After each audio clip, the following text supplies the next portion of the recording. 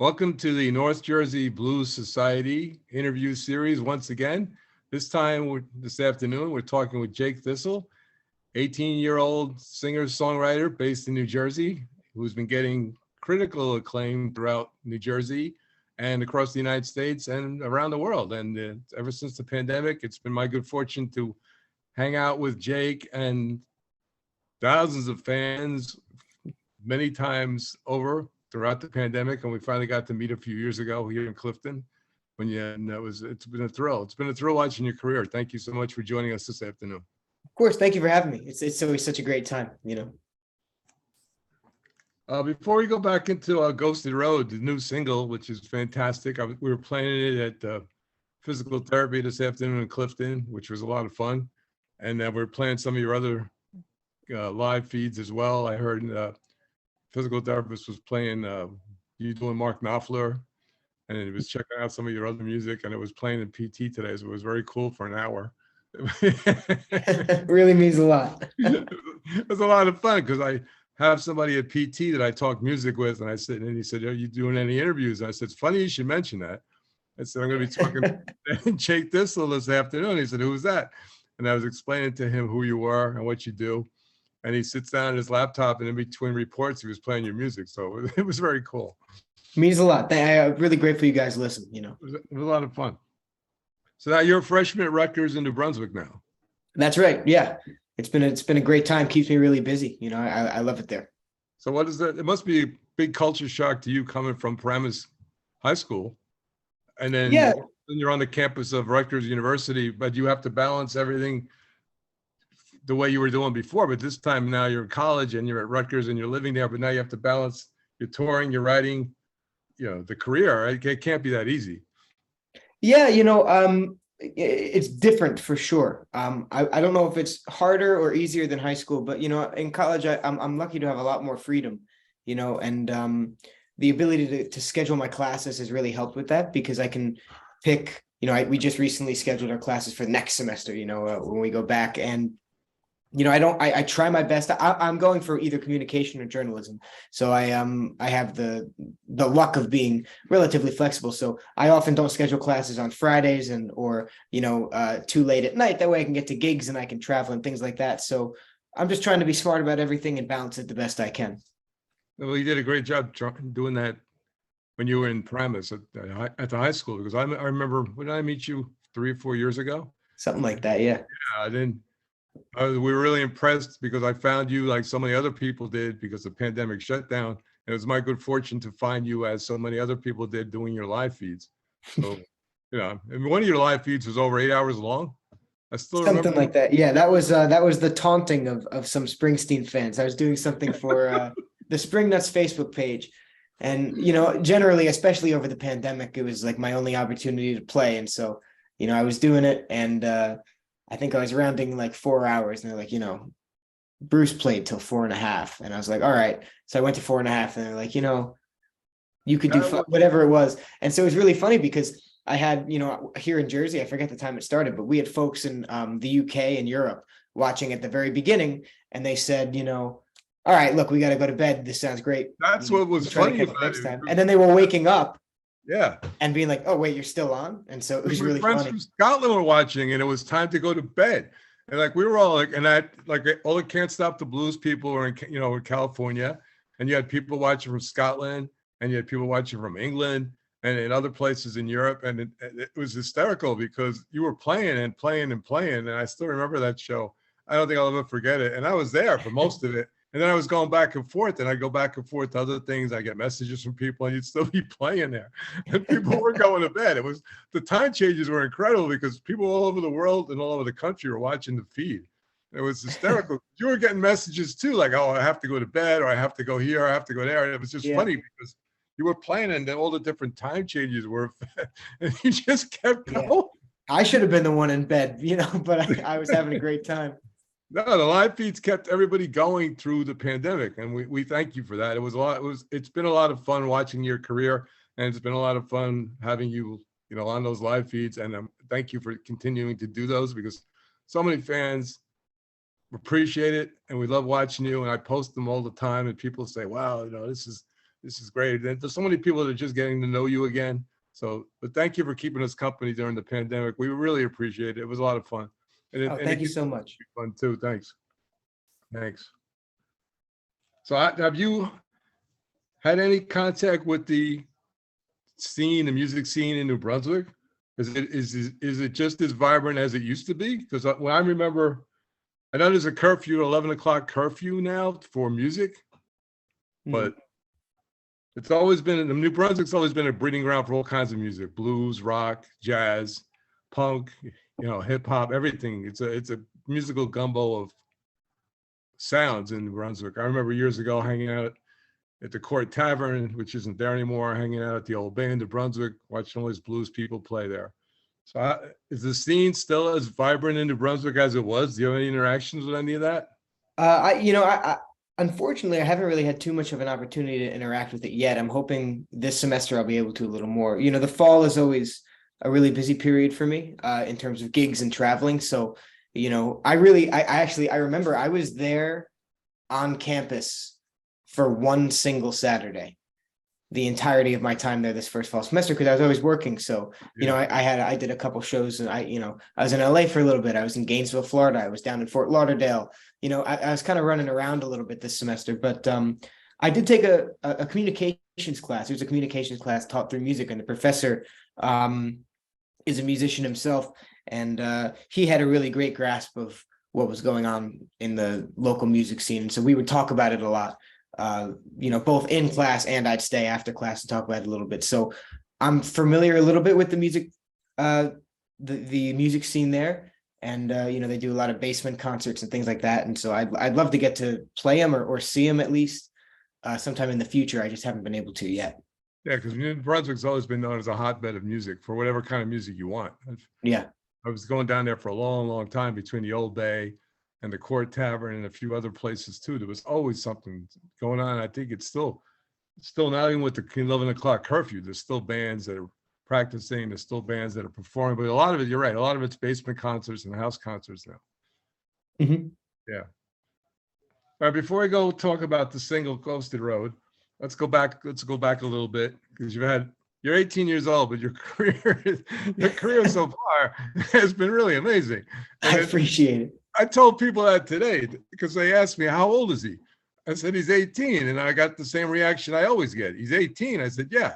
So, so he's just starting out, but he's done so much. So at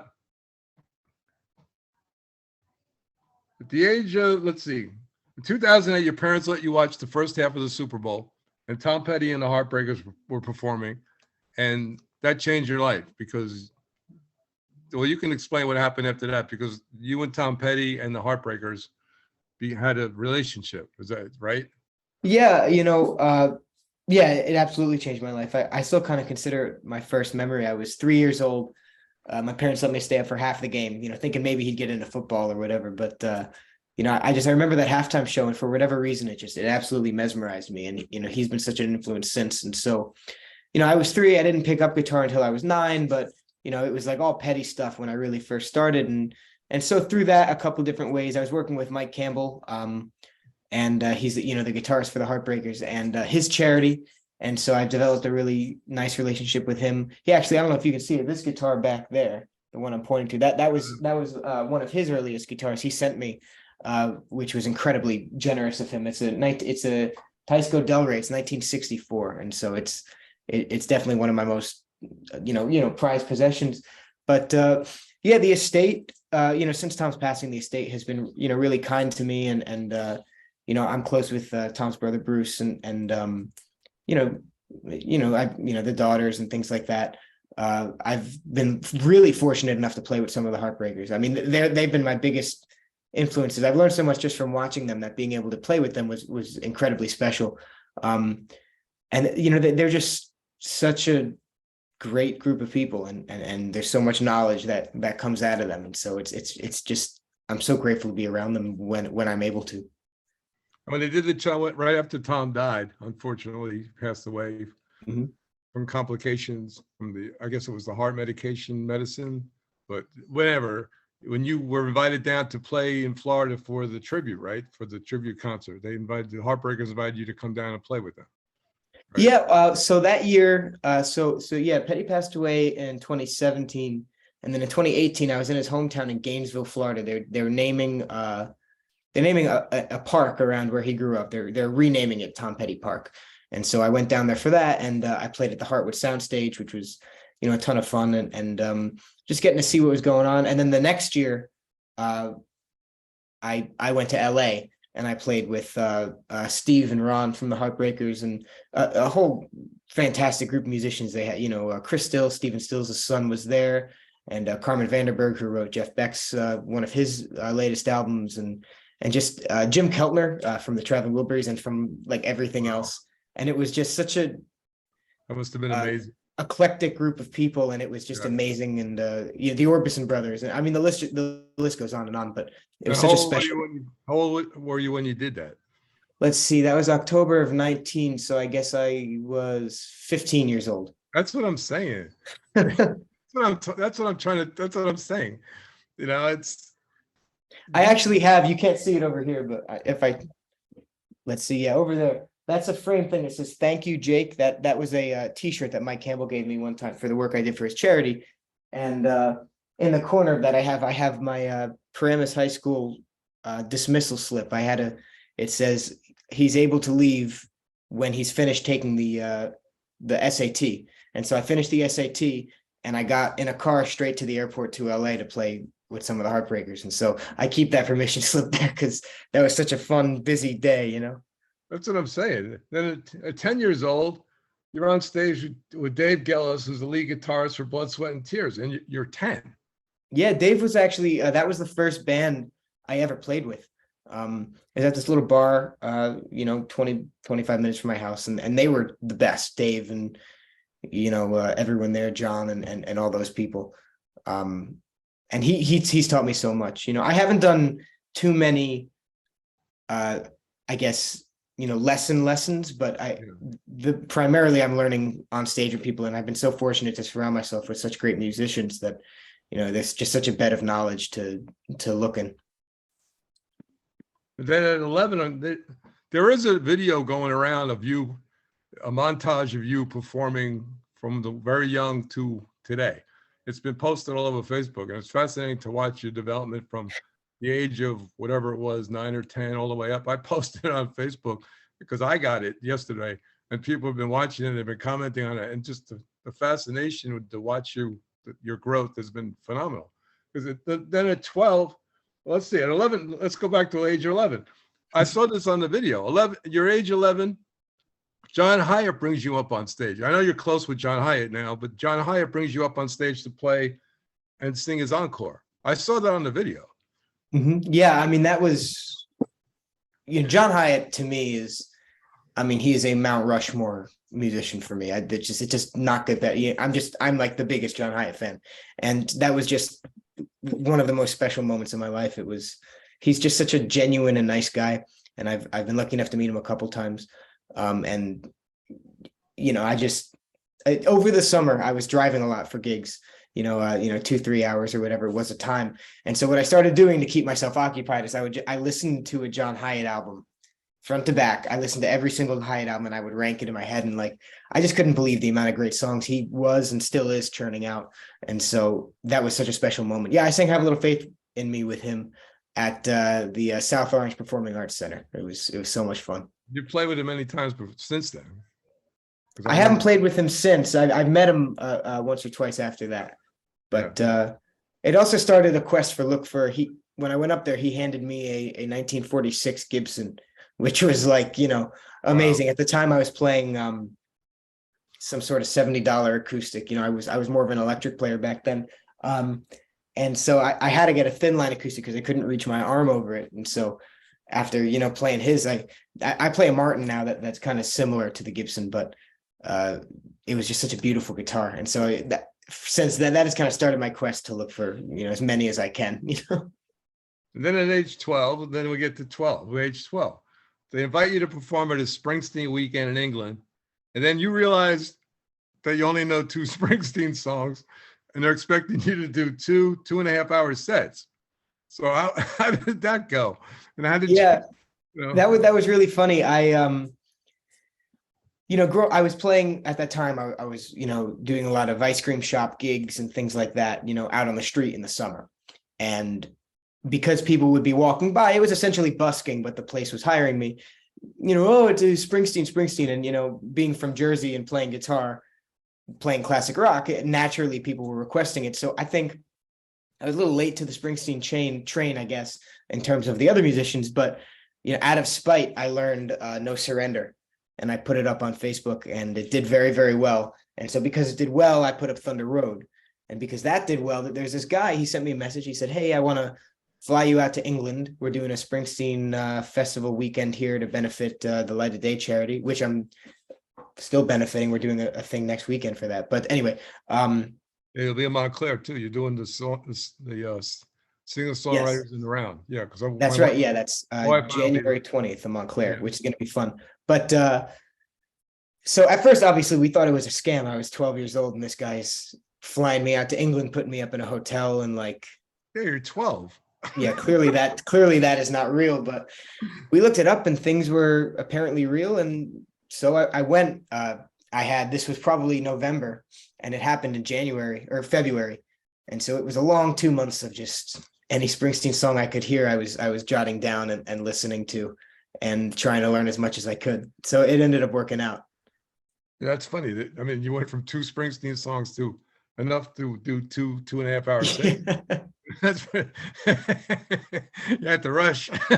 Exactly. Yeah, it's funny too, because at the time I wasn't singing as, properly as I probably should have been. I've tried to be smart about how I'm working now, but back then, doing a lot of, softer, petty stuff or whatever it was, I was losing my voice constantly in those 3 months because it was all like, Jungle Land, Born to Run, Darkness, that Springsteen growl I was trying to do at 12. And so I never had a voice, for a little bit. You did a phenomenal job on Born to Run, though. Thank you. I don't know how many times we've all watched that, and that over and over again, and all your Springsteen covers, but the Born to Run sticks in my head because I've seen it over and over and over again. So it's very cool. Thank you. And then your interest in Jackson Browne begins when Tom Petty's widow Dana requested you perform Jackson Browne's song "Barricades of Heaven." So then, that's your long and valued relationship with the Petty family. That's right. Yeah, Dana, Tom's wife. She's the best, and she's always so supportive, and she's good friends with Jackson. And so I had known the basics of Jackson. Obviously I knew Running on Empty, Doctor My Eyes. That was about it. Somebody's baby, I guess. But I wasn't a huge fan. I liked him, but I just hadn't done a deep dive. And when Dana had asked that, there's no way to, I'm not going to say no to Dana, So I learned Barricades of Heaven, which was a track off the Looking East album from '96. And from there, I just, it was my first kind of Jackson deeper cut I'd heard. And I was really just loved the writing. And so I went back into the deep dive, and ever since then, he's been a huge influence, and I've been a huge fan of him. Well, that's great, because we can hear it every time you just put out something the other day on Facebook that said you were coming up with a live feed this week. And all of a sudden, all these people were, it's like, oh, I saw it. All these people were so excited. Like, can't wait. So you still have the draw, man. It's funny. Everybody looks forward to your feeds. It's great. I appreciate it. Yeah, I mean, I've been really lucky to, especially on Facebook, I have an audience that's pretty spread out.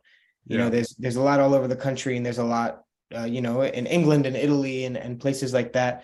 And so, I love playing in person, and especially with the new stuff, the originals coming out, I've been playing a lot, to promote that. But it's always really great to do live feeds because I can interact with people that I don't see when I'm playing, from DC to Boston, Yeah, the chats are amazing because there's so many people from all over the country and all over the world just to follow the chat. They're just from everywhere, South America, Europe, the United States, everybody just jumps on there, and just to see the amount of people that are there and the divergency of the people from all over there. It's pretty cool. It really is a lot of fun.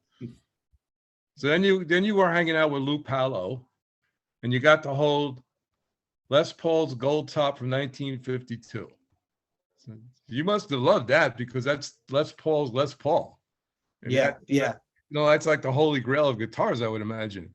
absolutely. Yeah, Lou was the best. I mean, that's all I can, Lou was such a big influence on me. He was the lead guitarist for the Les Paul Trio for a very long time. And I met him through the Jersey Circle and some mutual friends. And I played with him, for the most part, just about every Sunday for 6 years. He had a regular gig at this venue in Butler, New Jersey.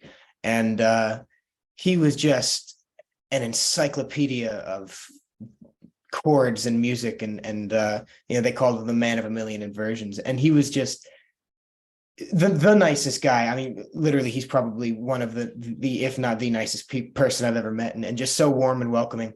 And it was great. I loved sitting in with them. That was some of the best times of my life, and I learned so much from Lou, and I miss him all the time. You got the whole Les Paul's gold top. Yes, that's right. Every once in a while, the Gibson bus would come around or whatever, and Lou has a signature Les Paul, so we'd get on the bus, and so through that I had the opportunity to play some pretty cool stuff. That gold top, the Epiphone that McCartney wrote Blackbird on, or no, Yesterday, or one of those. Just like crazy things that I would never have had the opportunity to do, and Lou was just a cool guy and super warm about that. That is very cool. I was impressed with that because when I read that, I said, "Well, that's Les Paul's Les Paul." I mean, you can't get any better than that. Exactly. The man's guitar, man. It's the guitar of guitars. Mm-hmm. So, yeah. Well, your dad gave you some advice, and it's just been helping your career. He says, "Luck is what happens when preparation meets opportunity." And I guess this advice has steered your career, right? Because you've always found opportunities and you've done wonderful things with it. I appreciate it. Yeah, I mean, it's all about. I just try to be, I just try to be ready, for anything. That's why I know a lot of songs, and that's why I always say to people, I'll play from a half hour to 5 hours depending on what the venue needs. And so as you know, so I just so I just try to today too. I said, I went to bed, and when I woke up, Jake was still playing. That's right. Yeah. So I was always so grateful for the opportunities I had. So we met, a lot of us met you through the COVID-19 shutdown. And then we got you on to Can't Stop the Blues because I told Karen and Elle and Kat and Judy, I said, you got to see this kid. I said, you got to check him out. It would be funny because I'd be watching one of your live feeds and I'd be working, with the Can't Stop the Blues folks. And I'd be getting messages like, where are you? Where are you? I said, I'm hanging out with Jake. Supposed to be on the show, we're looking for you. I said, I'm hanging out with Jake. I said, Jake's on. And then eventually, everybody was checking you out, and we got you onto Can't Stop the Blues, which was tremendous. That was a great show. Thank you. Yeah, that was a lot of fun. I appreciate getting me on that. Yeah. Do you think the shutdown had any positive effects? I mean, as much as it hurt and it did a lot of damage to the music community, overall, though, do you think it might have helped in a way? Because people found folks like you and so many others that I don't think they would have found otherwise. I'm still in touch with people that I wouldn't have known about if it hadn't been for the shutdown. Yeah, I got very lucky. I maintained a relatively busy schedule, even at the worst of the pandemic. I was playing still about 2 times a week, which was very rare, for my music friends. So, in terms of the shutdown,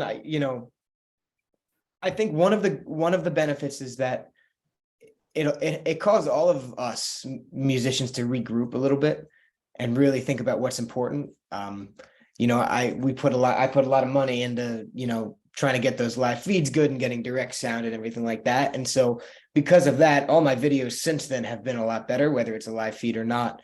And so on a personal level, I learned a lot during that time because I had the time to really sit down and tweak sound and recording. That's when I recorded my first album. And so for me, there were definitely some benefits is because it allowed me to kind of sit down and rethink some things, because I mean, especially, as working musicians, as life just gets really busy, especially, around that time, it was everything shut down in the spring, which is where normally our gigs are ramping up and going into the summer, and Right. so to get that time off for a year, I mean, I would have preferred to have been playing, but Yeah. for me at least personally, it wasn't all bad, and I know for a lot of people it was. So I'm very grateful that I had some good opportunities during that time as well. Yeah, that's why Can't Stop the Blues was there.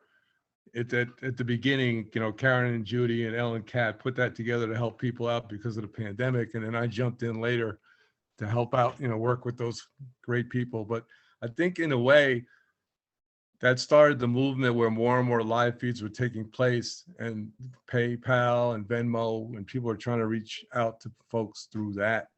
As bad as it got and everything came to a standstill, I think in a way it helped, because I think it helped now, because people that were not known at the time have a following that they wouldn't have had otherwise, as bad as it got. Yeah.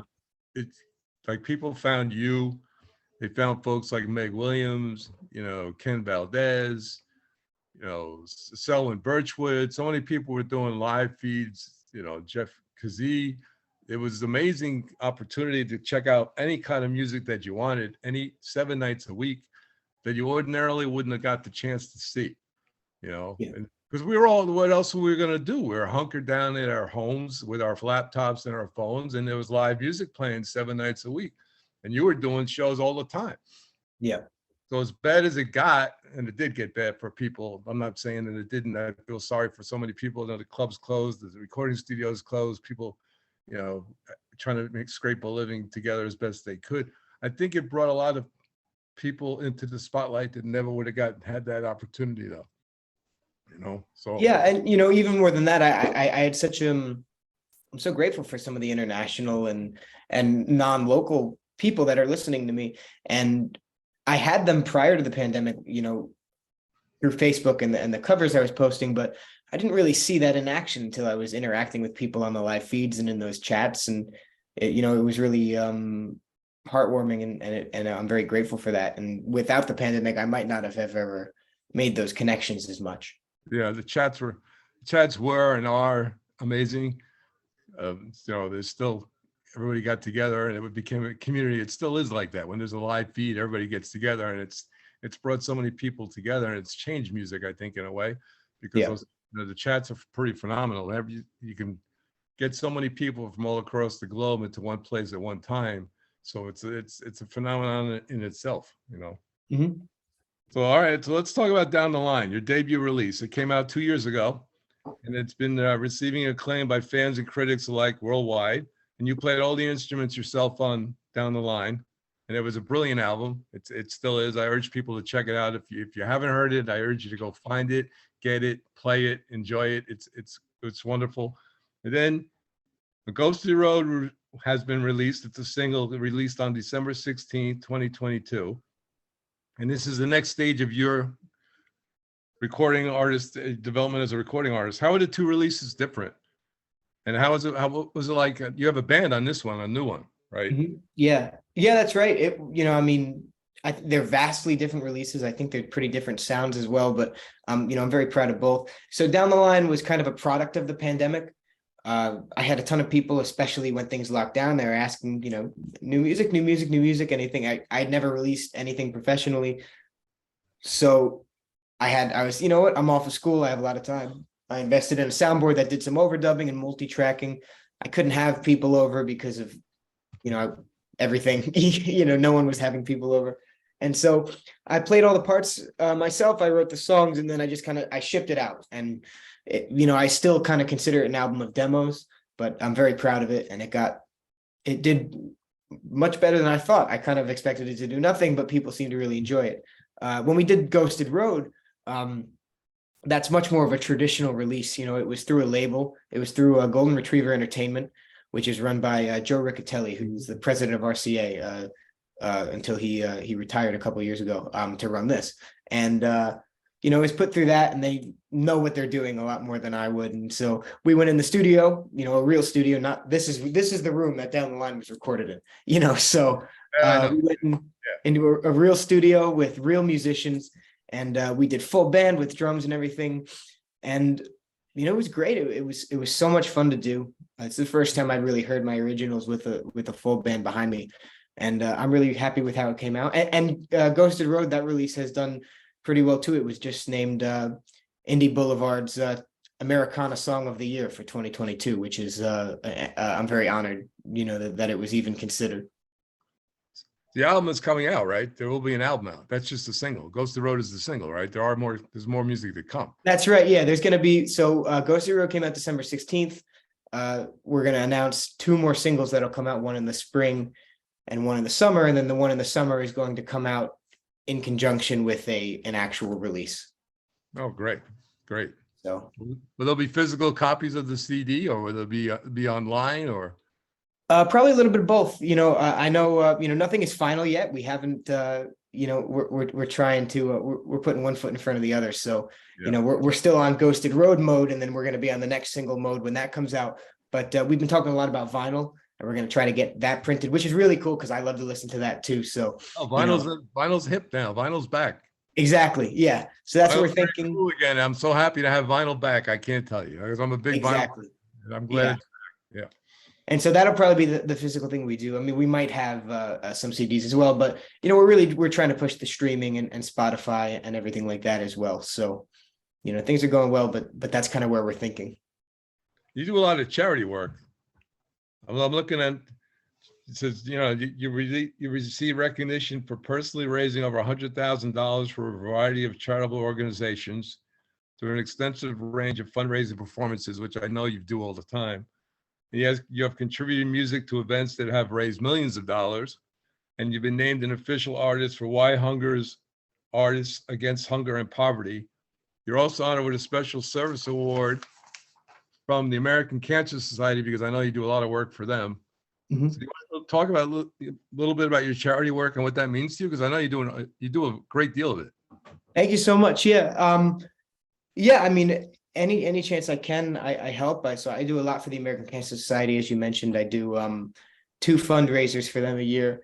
And at the end of them, they always auction me off. So, it's like, however many hours with Jake Thistle, I'll play whatever you want. And so that's usually, I'm very grateful, but it's usually a pretty good fundraiser for them as well. I do a lot of, as I mentioned before, I do work with Rock the Dogs and Tassie Fund, which is an animal rescue charity in California. That's Mike Campbell's charity. So that's we're doing a fundraiser for that actually next month in February. We're playing in Asbury Park at the Clinch Gallery. So stay tuned, for info about that. But that's going to be fun. And in addition to that, like you said, Why Hunger? I just recently got involved with them through my friend Joe Durso. And Joe is also president of Light of Day. I do a lot for Light of Day. That's what's coming up. We got the weekend. I'm playing 2 gigs in Asbury. Well, I'm playing at the Count Basie Theater on the 13th, and then I'm doing a songwriter circle at Langosta in Asbury Park on the 15th, and then I'm at Outpost at the Burbs for a songwriter circle on the 20th. And those are all Light of Day gigs, which is a benefits Parkinson's research. So yeah, the one that we'll be at the one at the Outpost. My wife and I she got me tickets for Christmas, but that's going to be an amazing show because you're playing with Guy Davis, Willie Nile, and a lot of other people on that gig. So that's something that we're very excited to be looking forward to. Absolutely. Yeah. It's funny. It's I'm excited for it. I did a Why Hunger event with Willie. And that was great. And, James Maddox on it. I did a different event with James. So it's just like all of these people I've done some stuff with, we're all going to be in the same room together, and that's going to be really cool. Yeah, it looks like it's going to, you have a lot going on coming up. It's good for you. I'm proud of you. I know you don't stop. I know I know how you are, I know you just keep going. So it's good for you. I'm glad. I'm glad you can do this. Thank you very much. And I've got some reviews for you too. I don't want to embarrass you too much, but I was checking out some of the reviews, and let's see what it says from LA on Lock, the #1 source for underground and hype in Los Angeles. Jake Thistle, Ghosted Road, 4.5 out of 5. And it says here, there is a haunting loneliness to Jake Thistle's single, Ghosted Road, and the emotive delivery brings that element out very well. That said, the writing is every bit as strong, and the entire track paints the scene and mood as well as anything I've heard recently. Roads and loneliness certainly are not new fodder for songwriters. but Thistle manages to put his own stamp on the sound and themes, and I can't wait to hear more from this talented artist in the future. And then Wow. and then there's another one I got the other day that I translated actually from Portuguese. I guess it was published in Portugal, and it says the American singer and composer Jake Thistle surprises everyone with his newest song. In Ghost Road, he brings all his sentimentality and emotion. With a lot of love, he delivers a song that will touch the hearts of his fans and make them totally in love with this excellent musician and singer. How do you feel about reviews like that? I mean, you're 18 years old and the acclaim has been amazing, I guess. But you don't think of it like that, though. You're very down. I told people today, you're very down to earth. When I met you, the first time I met you, you were very humble and down to earth. And this was a couple of years ago, and there was so much going on for you, but it was just a pleasure to talk with you and just hang and watch you play. But you're very humble about all this. Thank you. I mean, I'm just really what it is I love to write and I love to play. And so I'm just really grateful I can do it. And I'm just even more grateful that people listen. And so the fact that, I had the best time ever putting out this single. I really did. I'm proud of it. I loved writing it. I loved being in the studio with it. I loved working with the musicians. So the fact that we're able to put out a product that A, people listen to, and B, a lot of people like, it genuinely is, it's so heartwarming to me. And it makes me, just so grateful that I'm able to do it. And so we've seen some of I hadn't heard the one from Portugal, so I appreciate you reading that one. But every so often I'll get a summary from the publicist we have that'll just say some things going on, and between that and like I said, the Americana Song of the Year thing we won, it's just, I mean, it's kind of unbelievable. I mean, I'm really grateful for it, and I want to do this as long as I can, and I'm hoping that's a long time. And so I'm just so grateful for anyone who listens. Yeah, well, I mean, I read that from Portugal. I translated it on Google Translator, and I was like, so I was doing some research for this, but I know you don't see all this. And I was reading some of these, and I was like really impressed by where it was coming from and how much it was coming out, and not just from here in the States, but across Europe too. Like that one came from Portugal. I translated that from the Portuguese, and it's pretty impressive that your music has spread across into Europe now. I'm sure it's out down South America. From the live feeds, who's coming on from the live feeds. You can see it. Yeah. Where everybody's coming from. They're coming from all over the world to check out your music. So it's pretty impressive. Thank you. Yeah, it really does. I'm just so grateful for the opportunity to be able to reach people. That is something I'm very grateful for. Social media and the internet and being able to do live feeds is because I would never know any of these amazing people if it weren't for it. Well, I want to thank you for spending some time with us today. We really appreciate it. Of course. Thank you so much for having me. It's always such a great time. This has been a pleasure because I haven't seen you. It's been a while. Yeah. It's been a while. And it's nice to just hang and talk with you because you're such an interesting person at the old age of 18 years old. Yeah. It's just hard for me to put my finger on that. And even Elle and Kat and Judy and Daryl and everybody from CSTV, at the time, and that was 2 or 3 years ago, said the same thing. Your career, your future is bright, and they couldn't wait to see what you were doing in the future. And here we are now in 2023, and look at all the things you're going to be involved in for next few months. And then the single just came out, and the album's coming out. I mean, you keep yourself busy, Jake, I must say. I try my best. It keeps me out of trouble, like I said, so, I love it. It's such a great time. It's impressive that you can balance what you're going, because my daughter goes to Montclair U, so I'm very familiar with the whole college routine. And my son is doing his master's at Rutgers now online, but I can understand the complexities of the college life and then trying to balance what you do with that. So I know I give you a lot of credit for that. Thank you so much. I appreciate it. But thank you very much for spending some time with us today. We really appreciate it. And